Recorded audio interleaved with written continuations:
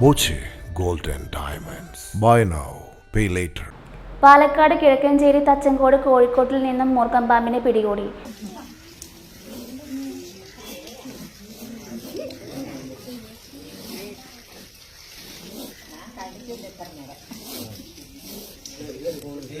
തച്ചക്കോട് സ്വദേശി സജീവിന്റെ വീട്ടിലെ കോഴിക്കോട്ടിലാണ് പാമ്പിനെ കണ്ടത്. വീട്ടിലെ കുട്ടികൾ കോഴിക്കോട്ടിനകത്ത് മുട്ടയെടുക്കാൻ പോയപ്പോൾ പാമ്പിനെ കാണുകയായിരുന്നു. സർപ്പ വളണ്ടിയർ മുഹമ്മദിൽ പാമ്പിനെ പിടികൂടി. അടയിരിക്കുന്ന കോഴിയെയും കൊന്നു. പിടികൂടിയ പാമ്പിനെ ഉൾവനത്തിൽ വിട്ടു.